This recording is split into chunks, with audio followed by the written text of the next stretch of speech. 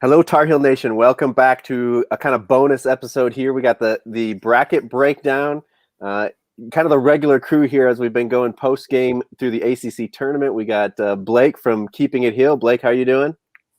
Doing good, man. How you doing?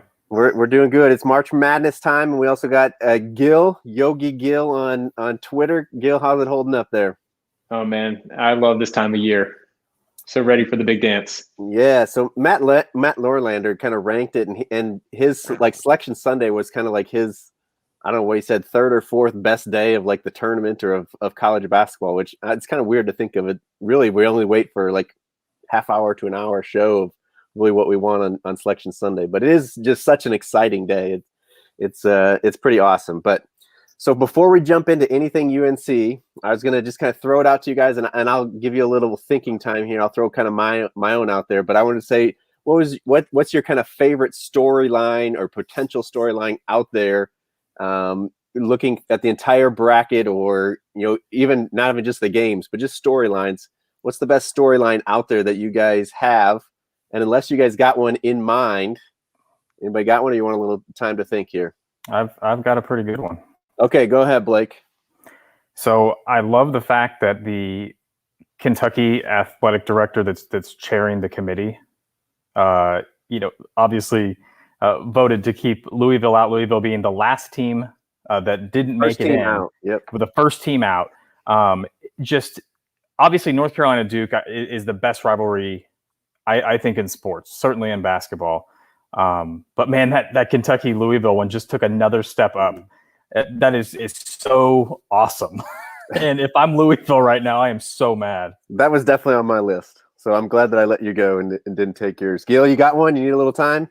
Yeah, I'll go with something that came to me. I didn't have one before you asked the question. And I will point out, as I'm sure we'll get into, that Louisville may get in because they're the first backup team. So there's still that, but that's a good one, Blake, for sure. Okay, so what I'm thinking is just will Gonzaga go undefeated and be a national champion? That would be something pretty spectacular. So that to me is a big storyline going into this tournament, if not the biggest. Yeah, and I don't know if we'll get to Final Four picks because I haven't really picked out my bracket yet. So I don't know if we can go that far, but maybe at the end we can kind of pick out who our champion, or if you guys have. I just filled mine out. We can throw that out there, but we'll save that towards the end. But that's definitely a huge storyline. 4 teams since '77 that have entered the tournament as undefeateds, and nobody's done it since that '76 team in Indiana. So that's definitely something. And I haven't seen even odds of what they're favored to do or not do, but obviously them and Baylor I think are high favorites. So I did have. That the UK AD was kind of in charge of the selection committee and leaves UL out. That's hilarious. I think Michigan State, UCLA. I think a lot of people will be interested in that game as a final, or the first four, or whatever they call it in that playing game. Maybe get a little bit more attention to that. And then another one I kind of saw that I thought was kind of funny is that Iona and Rick Pitino are in the tournament, and Kentucky and Louisville are both sitting there watching from home. So it's kind of funny to think about Rick Pitino leading his, I think they said 15 to the tournament or something like that. But yeah, a little more related to what we're going to talk about here. And we'll jump into North Carolina and the storylines and potential storylines that could come along with that is UNC playing Wisconsin as the 8-9. I didn't even look at what region it is. Do you guys, is it the Midwest or the South? Okay. South. So which is Butler as the number 1 seed. Baylor. Sorry, Baylor. Butler's not even in. And we just went back to 2011. Yeah. It's been a long day. This spring ahead has not helped me with the young kids. So Baylor as the number 1 seed here in the South. North Carolina, Wisconsin, the 8-9 seed. And one quick storyline that I just saw on Twitter before we hopped on is Roy is still 29-0 in the first round, 15-0 at North Carolina. So that will be on the line here, as I don't think he's ever been this low of a seed at North Carolina, right? He's either not made it or he's been a pretty high seed. Am I missing a year in there? I feel like he's been an 8. I feel like I'm pretty sure of it. You guys keep talking. I'll check that out. All right. So we could at least be in the same spot that he's been before. He's always won the first round. In fact, I'm pretty sure before I look it up, 2013, I think they were in Kansas City for the first 2 rounds. don't quote me, but I believe they beat like maybe Vanderbilt and then lost to Villanova or something like that. And they lost to Kansas. They lost to Kansas in Kansas City. Well, that would make sense. And Kansas was a 1 seed. And yeah, but I'm going to look it up. You guys keep going. All right. So yeah, we're on that same line there, 8-9. Obviously Roy's got the streak there, but this team's been kind of up and down. We've been through that storyline enough. We don't need to go back to that. Of course, Tar Heels playing well. Good game that you guys recapped the other night against Florida State. I don't know, Gil, what are your kind of first thoughts here as we look at Wisconsin? Well, as the actual selection show presented, of course, they always highlight the number 1 seed and they say Baylor, and then Clark Kellogg goes into immediately saying they're going to be in Indianapolis. Well, all the teams are going to be in Indianapolis, but meaning he thinks they're going to be a Final Four team. And right in that moment, I knew North Carolina's coming here next, and sure enough. But I don't think it's the worst draw. Going up against Wisconsin, I think that's a winnable game. And potentially, if they do make it through, you expect that you'd see Baylor in the second round. And I think that they are a beatable team. I'm interested to hear what you guys have about the matchups. I don't know those teams all that well and their personnel and their style, but I know that Baylor started off the season really, really hot and has cooled off just a little bit. Now, I know they're going to be a tough out for sure, but that's my initial take on this.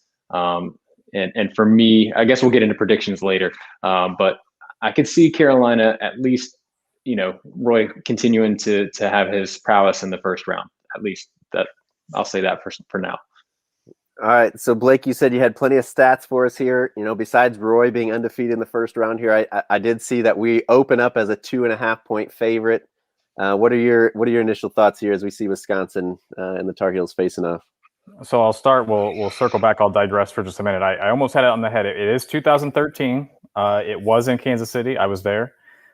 They beat the number 9 seed Villanova in the first round, and they lost to number 1 seed Kansas in the second round.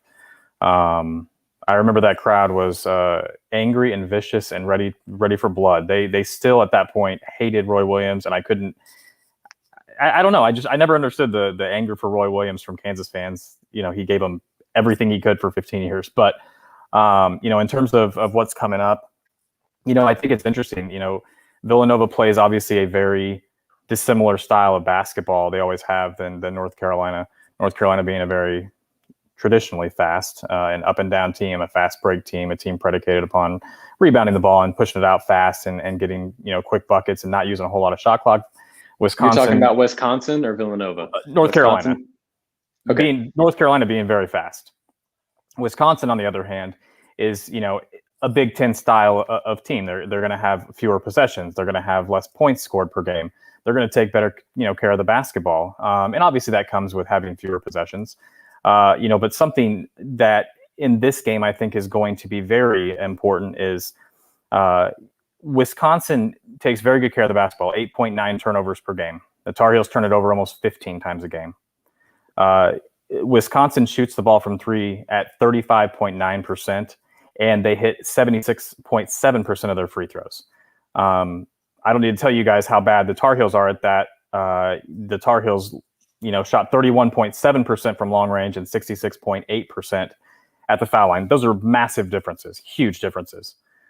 Twice as many turnovers and in a wide gap in shooting. North Carolina can't come into this game and not take good care of the basketball, and they can't shoot horribly and then give up threes. That's something they just can't do. So in terms of matchup, that's really bad. Now, what I will say that North Carolina has in its favor, and this won't come as a surprise, is size.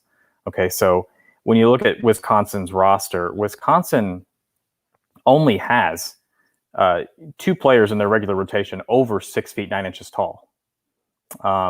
In North Carolina, as you know, has 4 of those guys. You've got Baycott, Sharp, Kessler, and Brooks. So when it comes to size, if North Carolina can take care of the post and rebound the ball and get their misses and turn them into second chance points, you've got a chance there. You're going to have to slow Wisconsin down from a 3-point shooting standpoint, and you're going to have to hit free throws. You absolutely have to. Now, this is the thing that I find most interesting. They announced Wisconsin, and people were like, "Oh gosh, tough matchup, tough matchup." Okay, it is differing styles of basketball, and there are the things that I just mentioned. But take a listen to this. Okay, so Wisconsin this season went 10-10 in the Big Ten. Big Ten's great. Everybody's high on the Big Ten. Understandably, there's a lot of good teams in the Big Ten. These are the teams that Wisconsin beat: Nebraska, Michigan State, Minnesota, Indiana, Rutgers, Northwestern, Maryland, Penn State, Nebraska, Northwestern. Now, take a listen to the teams that they lost to. They lost to Maryland, Michigan, Ohio State, Penn State, Illinois, Michigan, Iowa, Illinois, Purdue, Iowa. Now, what that all adds up to, they only beat 3 NCAA tournament teams in their 10 wins. They lost to every good team they played, essentially. Now, the 3 NCAA tournament teams that they did beat in their conference are a 10 seed, a 10 seed, and an 11 seed. And that was probably Michigan State when they were really struggling, because you mentioned them first. So I'm guessing that's in order. When wasn't Michigan State struggling first? So it was 1 win against Michigan State. It was a win against Maryland and a win against Rutgers. So 2 10s and an 11. That's not very impressive. Right. The only other team they beat that made the tournament is Loyola Chicago, which at this point I have no clue how they beat them. It was the very beginning of the season, though, so maybe that has something to do with it. So that's my Wisconsin breakdown.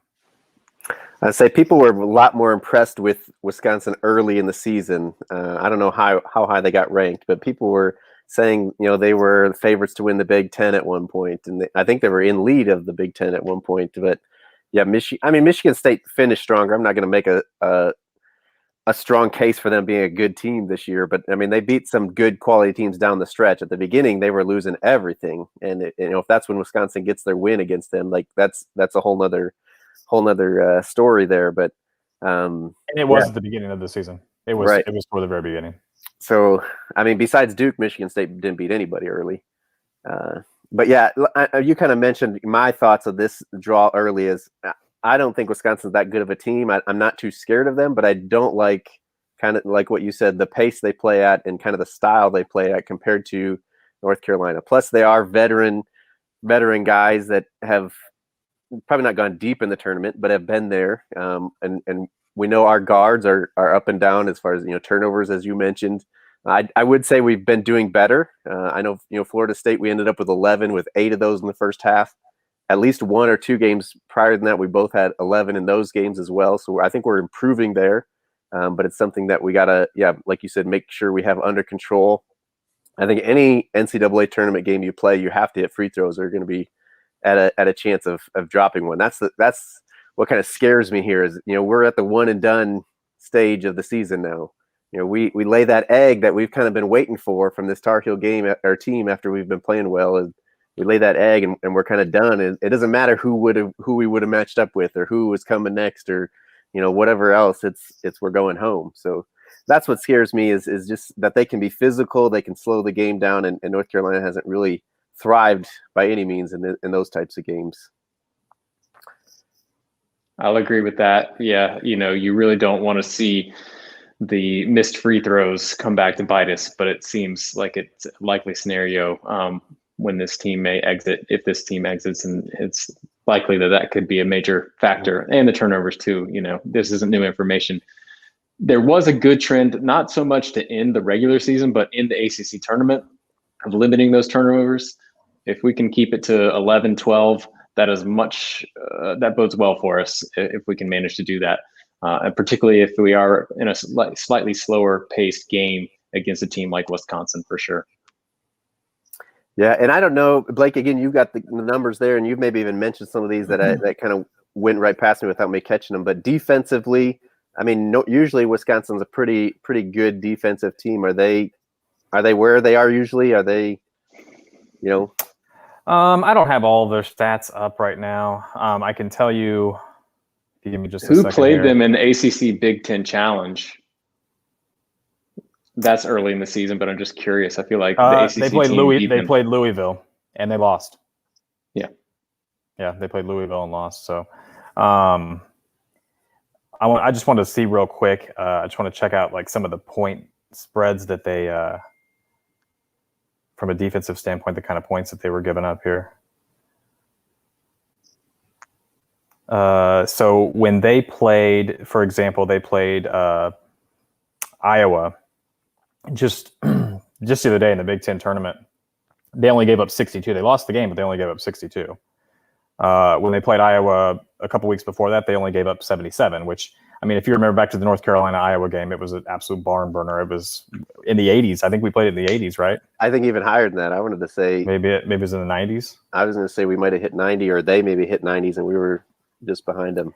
So Illinois, who just played another game today in the 90s, of course, it went to overtime. They gave up 74, gave up 73 to Purdue, 77 another game to Iowa. So it looks like most of the games that they're even losing, are being played in the 60s, 70s. And that's not necessarily even defense. That's, pace of play as well. We know Iowa's not a good defensive team, and for them to be held to that low, though, it does kind of speak at least that they, even if they can't score, they're holding people there. So we're going to have to be curious offensively as well. I was curious what our lowest scoring win was on the season. We beat Stanford 67-63. We beat Notre Dame 66-65 in the Smith Center, and we won at Miami 67-65. Those are our wins in that lower scoring, in that 60 point range. So I don't know. I guess we got a couple of comments here we'll throw in here. Grant doesn't like the draw. And then he kind of says what we've been saying too. Our perimeter defense will need to be good. I think we need to. They shoot a lot of threes, and we've known the struggles of the Tar Heels covering the threes. But I guess looking at a bigger picture, tournament wise, is anybody? We're homers, but is anybody going to pick Wisconsin to beat North Carolina in this matchup? I like Carolina in this matchup. I think we can take advantage of our size as long as we don't shoot ourselves in the foot terribly with missed free throws and turnovers. I think that we can prevail against the Badgers. Like you said, they don't scare me as much as some of the other matchups that were out there potentially. I don't know what team shows up. This isn't a year where there's the same team consistently showing up. Even in 2013, it wasn't a very good team. That team had like PJ Hairston and guys like that. Not a very good team at all. But you pretty much got the same team every game. In going on, in 25 years of watching this team, I've never seen a team this mercurial from not even just from one game to the next, from one half to the next. One half they look like they can compete with Gonzaga. The other half they look like they can't compete with Loyola Marymount. Yeah. And so it's hard to say. I mean, I always say, if they play their best, and that's kind of a real generality, because if everyone plays their best, then, it would always be. Then it's always chalk. Right. So, but I just haven't seen them play even in the ACC tournament. Let's be real.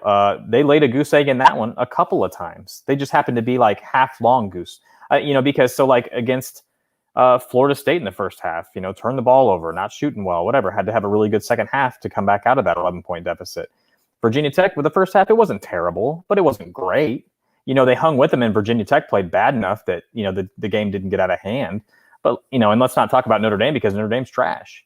So, and Duke, the game before that, how much stock are we really going to put into that game? So I don't know. I still don't know how good this team is. I don't honestly know the ceiling. I've seen them play really well. I don't want to use the Louisville game as a barometer.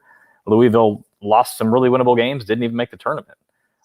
So really our best performances this year have either been in losses. I think they played fairly well against Gonzaga, considering how good Gonzaga is. I think they played fairly well against Iowa. They had a chance to win, really. The first game against Florida State, they had a chance to win, but these are all losses.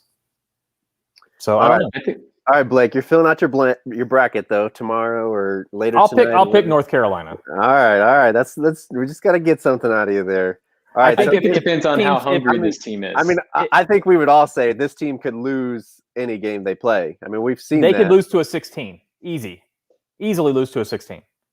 I mean, this is not if they're hungry.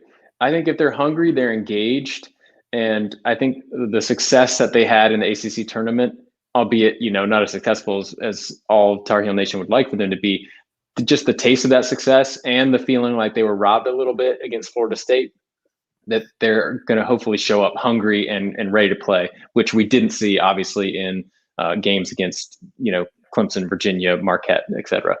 So I'm hoping that the hungry heels show up, and that's what's going to get them through into the second round. All right, and I would, let me just say real quick, like I would love for that to be as easy as that, for them to just be hungry, then all of a sudden, like they can, that sort of almost implies that they can just like turn on the switch, though. Like, this isn't LeBron. Like, LeBron can turn it on and have it anytime he wants. This team has proven time and time again, they can be hungry. They can look like they're trying really hard and be awful.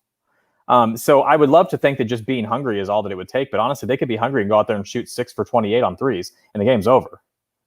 So this isn't the 09 team. That team was hungry to a point of starvation every game, but they were very talented.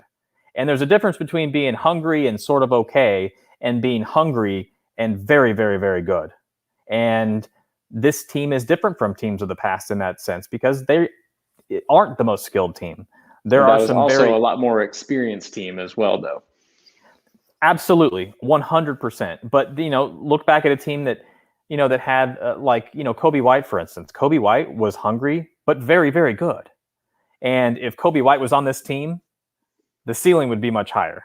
And that inconsistency, not that he was the most consistent point guard, because he was young, he made freshman mistakes, but he was incredibly good for a freshman point guard. And if this team had him and had that consistency that he had at point guard, then the ceiling would be much higher. One of the biggest questions is, the size is there. These guys are going to be 6'11" tonight when they go to bed, and they're going to be 6'11" when they wake up tomorrow. That's there. Armando Bacot is probably going to be really good because he's gotten to that point. He's that player now. The point guard play, I don't know. That's the big question mark for me. If the point guards, RJ Davis, Caleb Love, etc., if they can't get the ball into the post, the game's probably over. Yeah, we can go round and round. We've said this, there's a lot of this stuff over and over every game is we don't know who's going to come. We know our inside is there. We don't know about the guards and all this stuff. But let's look at just our bracket, our region, the South region, a little bit more broadly. Say we get through. Grant wants to know, what we think about a potential Baylor matchup. Chris in the comments has already said that we got the worst possible 1-seed matchup. Let's start there. What do you guys think? Is this? I mean, let's just answer that straight up. Is this the worst possible? I mean, Gonzaga is obviously the overall number 1 seed. I don't know that anybody wants to see them, but I think one of you guys mentioned on one of these that them being undefeated puts a little added pressure on them, makes them a little bit vulnerable. Would we rather see Gonzaga, or is this the worst matchup for us? I don't think this team wants to see Gonzaga personally. I wouldn't want to see Gonzaga. I don't know why. I feel like for me, of all the number 1 seeds, I'm happiest with Baylor. And that's just going off feeling, because I know that I've seen a few stats out there that Baylor shoots a high percentage of threes. And that's definitely a tough spot for us defensively. So maybe we don't match up well with them, but something about maybe it's the name brand or just how I feel like their seasons are going, Michigan, Illinois, and Gonzaga, that if I had to choose one, I guess I'm choosing Baylor, but I don't have a lot of stats to back that up. It's just more of a feeling. They haven't been there as much either. There's something about historically a program having success in the tournament, for me, I think plays a role in who advances to some degree. No, I don't think it's the worst at all. Let's not make Baylor out to not be a really good team, though, because Baylor's a really good team. Of course. Yes. Baylor scores in the mid 80s. They turn the ball over less than North Carolina, which can be said about 300 teams. They shoot free throws better, but not by a ton. But make no mistake, Baylor shoots almost 42% from 3-point range. So this is a team that can hit shots. This is also a team that has Jared Butler, for me, probably one of the 5 best players in the country. Having said that, I don't like the Gonzaga matchup or Illinois, so I'm glad to miss both of those. I would rather have Baylor than both of those teams. Yeah, that's what I'm getting at. I think Kofi Coburn would be an absolutely horrible, horrible matchup for the Tar Heels. I don't care about their size or not. He is tremendous. He is fantastic. And Gonzaga can do a little bit of everything. Gonzaga has size. Gonzaga has shooting. They have terrific guard play. I mean, this is unheard of for me. I don't know that I've ever, and I'd have to go back.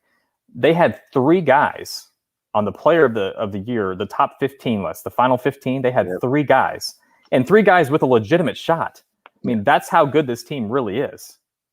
Yeah, when I thought about that too, just briefly, I went back to the Duke game or the Duke team that had like Dunleavy Jr., Jay Williams, and Battier. I think Brant was on one of those teams. I mean, that's a team that could get like three guys in the top 15, All Americans. But 2001. is that what it was? Yeah, I knew somewhere in that range. And they won the title. That was a fantastic Duke team. That was one of them did. I don't think Brant ever won a title, did he? Elton Brand? I don't know. We don't care about Duke. I don't. Well, that was that Elton Brand was in the late '90s. He played against Jamison and those guys. But so anyway, as we were looking at this game, there was two tweets sent out that I saw. They were back to back on my timeline here, and I retweeted them both, and they were just kind of not polar opposites, but one being pretty positive for us, one not so much here. So Jeff Borzello tweeted out about a potential Baylor North Carolina matchup, saying that we, the Tar Heels, have the best offensive rebounding team in the country. Baylor is one of the worst defensive rebounding teams in the Big 12. I don't know where that puts them in the country, but one of the worst in the Big 12.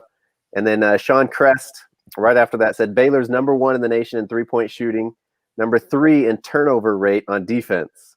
Would be problematic, obviously, for us if we were to get past Wisconsin. So it was just kind of funny to me that those tweets were right next to each other in my timeline. And one's like, hey, we can out rebound this team. They're not very good on defensive rebounds. And then the other one's like, well, they're going to shoot the ball from the 3-point line. They're going to turn you over. And like, obviously both being a problem for us. Yeah, I'm not even ready to talk about Baylor. I want to see the game on Friday. Hopefully we are happily chatting sometime Friday night about the North Carolina win. And then, oh my gosh, we're going to have this difficult matchup with Baylor. But I don't think that Wisconsin is going to be a pushover. Everything that we've said, I don't think that Wisconsin is great. I think their resume was pretty weak. I think to get the seed they got was pretty fortunate because they had a pretty much terrible Big Ten season. And I think really a lot of their seeding had to do with like just Big Ten clout. But it makes me wonder if the committee even looked into their schedule and said, wow, it's kind of like they lost to like every good team they played. Because they really did, like as I looked up and down their schedule, I'm like, I just want to see like one good team that they beat. It wasn't there. One of those teams that beats the teams that they should beat, but loses to the teams that they probably should lose to. Exactly. One thing I thought was interesting, and we don't have to dwell on this, but was just how Clemson got a 7 seed. I don't understand that. They over Georgia Tech and North Carolina. Yeah, over Georgia Tech, who won the ACC tournament, over North Carolina, who had almost a really good chance to make the ACC tournament final, winning 3 out of their last 4 games. I don't understand that. I don't know much about Florida, but I saw a tweet talking about Florida. How did they get a 7 seed? So I found those things interesting, given that Carolina fell on the 8 line. Just felt like throwing that comment out there. Yeah, no, Florida lost by double digit, like something like 20 points to Kentucky. They lost to South Carolina. Like Florida has a really weak case for a 7. It was very peculiar to me. Yeah, no, that's what the committee does. I'm glad you said that because I was looking at that too, Gil, and that's kind of where I wanted to go next. Again, looking kind of at our region, we can branch out a little bit if we want, but we had talked a lot on this podcast, in what would it take for us to get to that 7 seed. And, obviously it would have, especially in our region there, I think it would have been awesome to be a 7 seed. I think Ohio State would have been a team that I would not have, not that I want to see them. I think they're a good team and have a lot of talent, but I think we could have given them at least a run for their money and get past them. And, you look, obviously we couldn't have played Virginia Tech as a 10 seed. So you can't say like, who would we have matched up against if we were a 7 seed, but that maybe type Florida of as a 10, Virginia Tech, or Florida. You look at the other one, VCU is a 10 seed, Maryland's a 10 seed, Rutgers is a 10 seed. I would have rather had the 10 seed that Virginia Tech got. And that's what I was going to say next. Or if we could have dropped down, been Virginia Tech and played against Florida, and then Ohio State potentially, and taken that path to the Elite 8 or something like that. Because here's the thing that you have to think about: beating Virginia Tech really didn't help North Carolina. They go into the game as a probably high 8 seed, low 9 seed. They win the game and they still end up as an 8 seed. Okay, so if they don't win that game, they're probably a 9 seed. They're on the same line. They're still lined up to play a 1 seed in the second round. And if Virginia Tech beats them, and then if they go and give Florida State a run for their money, that obviously bumps them up a seed. It could bump us down to the 10. Right. So yeah. Or if we had managed to win Florida State, a game that we held a lead, with 3 minutes left, we probably jump up to the 7. But yeah, it is. I mean, obviously we can't. That's hindsight, and we know Williams doesn't look at hindsight much, so we can't do that much. But it is. It would have been interesting if we could have dropped down to 10, got up into the 7. I do think this is one of the hardest brackets to ever seed. I'm glad I don't have that job on the selection committee with teams that have played a lot less teams. But yeah, when you look at the Virginia Tech, according to Clemson, Syracuse getting in, a lot of these, even Drake getting in, Louisville being out, like, it's a terrible bracket to have to seed. And I don't know. So Gil, you've filled out your bracket. Blake, you said you haven't yet. You haven't looked past Wisconsin. No. Well, I haven't had time. I've written more words today than maybe ever in my life, so I'll get around to it at some point. So I went in. This is far from my final bracket, but I did go in and just kind of fill in games, and it seemed to me like I had a lot of chalk games, and like you never want that because it's not going to happen that way. But especially in this bracket, I just feel like the committee, whether you say they got it wrong or not, there's just going to be potential spots where teams haven't played, or they haven't played well since they've come back from a pause, or just get bad matchup, all that stuff. I think there's more potential that for this year just because of teams playing different amount of games, and like we've already established, like Wisconsin beating a bunch of bad teams, losing to a lot of good teams, and still getting in. There's a lot of that throughout the country. You look at like I think it's the AAC, I think, where Wichita State was the 1 seed, and Houston, who is number 6 or 7 in the country, is the 2 seed.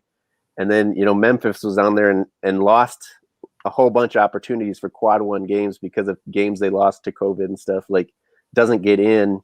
They had their chances. They were right there with Houston in 2 games where they could have kind of put themselves in, but still, just the range of games people have played and who they've played and what's got canceled and stuff like that is, I think, going to really mess this tournament up. And I guess another storyline we didn't even mention earlier is Virginia and Kansas, for that matter, who got kicked out of their conference tournaments because of COVID. I was reading some tweets by Matt Norlander that said Virginia will not come to Indianapolis until Friday. They got the Saturday game. They'll get to Indianapolis on Friday, or travel on Friday. They cannot practice until Thursday. So even being in Virginia, if they can get all their guys the 7 days of negative tests, they will not practice until Thursday to prepare for their game, and then travel Friday and have to play on Saturday. I'm assuming Kansas is somewhat similar. I think it's kind of statewide, whether they can practice or not and stuff like that. But that's again, that's a whole other dynamic to it. And do you pick that upset because of that, or whatever? I don't know how much you guys want to get into that stuff, but that's kind of interesting to me anyway. It's going to be a very interesting year with all of that. And I mean, we saw it in the conference tournaments. We saw it in the ACC tournament. A team that ultimately is the ACC tournament champion only had to play 1 game to get there and win 2 games overall. Both the teams that made it to the final only had to, win 1 game to get there. I feel like it's, Blake and I talked about this after the Florida State loss. It's likely that we're going to see some of those scenarios play out in this tournament. And, it's just such an interesting year. I agree with you. I wouldn't have wanted to be in charge of seeding. And the schedule was so imbalanced this year with teams not having the opportunity to play their full schedules. And some of the schedules were very, I think Carolina played a very strong, schedule and played a lot of away games. And, there's some teams, I think it was Louisville and St. Louis, who were both in that first 4 out, that just played a lot fewer games in general. And I think the committee looked at that as part of their markers, as this team didn't play, as many games. They're like 8 fewer games than some of these other teams, So I think that did play a factor in some of their seeding. And it's going to be interesting how it plays out. That COVID it's not just the 2 teams that are matching up, but we got this third opponent that's out there that's going to affect our brackets potentially. Yeah, and someone said Gonzaga hasn't played a ranked team since they blew out Virginia before, like right before Christmas or right around Christmas time. So I don't know, Blake, any thoughts on all this stuff? Well, that's what happens. When you're playing in the West Coast Conference, that's what's happening. You're going to play a bunch of teams that aren't very good. Every once in a while, BYU's ranked. St. Mary's.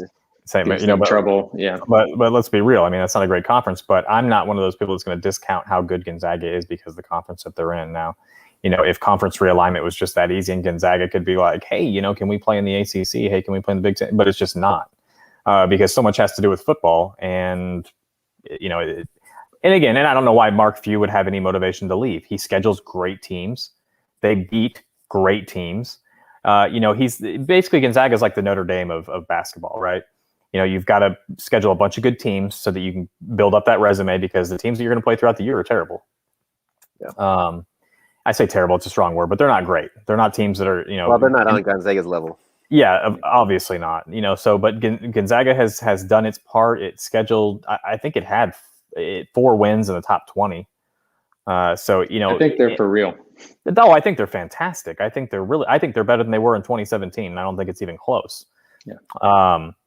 So make no mistake, if Maryland was in Gonzaga's conference, if Maryland was in the Pac-12, they wouldn't be in, or sorry, Maryland, if Wisconsin was in the Pac-12 or was in the West Coast Conference, or if Wisconsin was in, the AAC, they wouldn't be in this tournament, or they certainly wouldn't be the seed that they are, because a lot of their being in this tournament is the clout of the Big Ten. The Big Ten was fabulous this year, no arguing that. But Wisconsin got in and got that seed because of the conference that they're in.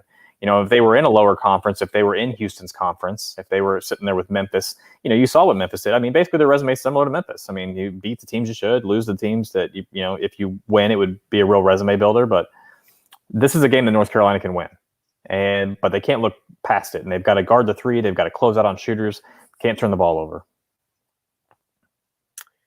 Yeah, and I think that's probably where we need to kind of wrap this up, is getting back to Wisconsin and North Carolina. And one other thing I was just kind of thinking about is all these bracket challenges. Like, I'm guessing if a team has to forfeit a game, you had them picked to the Final Four, you just kind of lose all those points and all that team, right? I mean, there's no other way you can do it. But just think if you're on a roll of a potential, nobody's gonna ever. I don't think anybody's ever gonna have a perfect bracket, but your bracket's doing awesome, and then all of a sudden, your team gets knocked out because your champion or your Final Four team gets knocked out because of COVID. Obviously, it's much more heartbreaking for that team than it is for your bracket than it is for you in that bracket. But I mean, that's just kind of unreal to even think that something like that can happen to a team or to a bracket, that you're getting knocked out without losing a game in the NCAA tournament. This is unreal times we live in. But again, we know all of this already. Let's just wrap it up here. Going back to North Carolina, Wisconsin. I don't know if there's any more to say. Have they announced game time yet? Blake, have you kept refreshing? Have you seen it yet? I have not got one yet. No. Yeah, so I was going to say we could potentially do even a pregame, but it's going to depend so much on game time that we can't even really do anything like that. But hopefully we get game time soon. Hopefully you guys or some of us are available for a post game, barring that it's at least close or we win or something like that. But any last thoughts here? I don't know who wants to go first, but on Wisconsin, North Carolina as we close out. I don't have thoughts other than I think we get them, but it's going to depend on who shows up. We've already, tread that path. So what's your percentage here? How confident are you here? I'm feeling 80% confident. All right. We like 50-50. We knew you were going to be lower than that. I think they win, but here's what I think. I think in the first TV timeout, I think we're going to know exactly what. Hey, we're a second half team, Blake. Right. Hear me out. I know. Hear me out. In the first TV timeout, we're going to know which team came to play in the first half, and we're going to know how hard we have to play in the second half to catch up. So you kind of know it right off the bat with North Carolina. If you get to that first TV timeout and there's 15:45 left in the game, and the score is 8-1, and the Tar Heels have missed 9 shots, then you're like, okay, well, probably going to be down by about 12 at half, and then the second half is going to have to be completely different. So it's funny because in basically the first 4 minutes of each half, you're kind of like, okay, so this is the North Carolina team that came, and that's pretty much what you get every game. Every half, it's different every half. Yeah, well, every game you get the first half, the second half, and this is the team that's going to play this half, and they tell you basically right off the bat, they don't change that much within the half. I mean, if they come out really bad, they're pretty much really bad, and then the second half happens, and you're like, oh, hey, that's that one team. Yeah, somebody said, one of the announcers, I think, maybe it was Florida State even, saying that Roy Williams needs to get the orange slices before the game and just tell him it's Billis. halftime. Yes, that was funny. I like that. It is unique that halftime we can make such a difference. I don't know, I don't imagine Roy's going in there and making a lot of systematic changes like, hey, we're going to do this differently. I think it's just kind of getting on the guys, but why we can't do that in a timeout or why the guys can't do that from the beginning of the game is kind of head scratching for sure. But so to answer my own question there, I feel pretty confident. I'm leaning more towards Gil's 80%, maybe even a little bit more. Maybe I'll go 85%, 90%. I feel good, but I think we can all say it's not going to be a blowout. We're not going to blow anybody out in this tournament. Not that an 8-9 game usually is, but like I said, hopefully Friday comes. We are all happy when it ends, and we're moving on to have a chance to upset the number 2 team in the country in Baylor and keep advancing. But that's I guess we got here. Stay tuned to this channel for other live streams we can do throughout the week or leading up to the game. Of course, following the game. And join the bracket challenge. I posted the link in the comments here, but otherwise hit me up on Twitter and join the bracket challenge for the podcast. Get the password from me and let's get that going. And hopefully not everybody. I didn't pick Carolina to win it all. So if everybody else does, maybe I got a chance to win it this year. But join the bracket challenge. Follow along on this channel. Subscribe on YouTube here. Make sure you're listening to the podcast. And we'll hit you everything. Oh, Blake, you said you've been writing all these words. Obviously, I'm guessing they're all at keepingitheel.com. They are, yeah. It's just been it's a crazy day. I mean, like this is a crazy month, and especially if they keep winning, it's a really fun month, but it's a month with not a lot of sleep. Honestly, I haven't slept a whole lot the last few days because of the ACC tournament and just preparing. Staying up late one night to prepare for the next day. I hope it continues. I like the lack of sleep when they're winning and the basketball's exciting. Before we're done, and I don't know if we really said this, I do want to know each of you. So I know you've got your Final Four there, Gil. I want to know your Final Four and your champion. And I also want to know if the Tar Heels were not to win, not based on your bracket, but what you would want to win, who would you choose to win if not the Tar Heels? Okay. All right. So I'll start with Tar Heels, and it's always hard for me to not put them as far out as I can put them, but I got them going out in the Sweet 16 this year to Villanova. Which I have Villanova advancing to the Final Four. I have Illinois in the Final Four out of the Midwest. Hey, Villanova lost their point guard, right? Yeah, Colin Gillespie's out. They've lost the last two games. Okay, so this was first draft. This doesn't necessarily mean it's final draft. Yes, doesn't necessarily mean it's final draft. And this one, okay, this is where I went chalk a lot too, Blake. But here's where I went. Okay, I'm messing this bracket up, and I went UConn out of the East. Wow, taking a deep run. Kemba's not there either. You know that, right? Who? Kemba is no longer there. Kemba, yeah. I know. I'm getting grilled here. Yeah, he left. Yeah, he left last year. And everything is like COVID related because I got Kansas. I decided that Gonzaga not playing as many good teams. They're going to make it into the Elite Eight, but then Kansas is going to take them out. And I got. I've hit your other picks here. Isn't that kind of worrisome because Kansas is kind of on the bubble of even kind of making it there? That is worrisome. Is worrisome. So it's like I did all this just like kind of quickly and not with any kind of COVID, thinking. I don't know. I always fill out one kind of just like what I feel like, and then that's probably not the one that I'm going to submit in your bracket challenge. So, but this is interesting. If this were to play out, I've got Illinois beating Kansas, kind of a little like revenge over like the Bill Self thing. So Illinois is a champion. This might be their year. And then lastly, who would I want to win? Yeah, if not the Tar Heels. Okay. All right. I'll tell you who. Oregon. I've always liked Oregon. I like the Ducks. I always think that they play an exciting style. Dana, I'm forgetting the coach's full name. I think he plays a good, aggressive style. I don't necessarily see them as a Final Four team, but if I were to pick another team that I would root for in this existing bracket, that would be a team I'd like to see go far, if not for the Heels.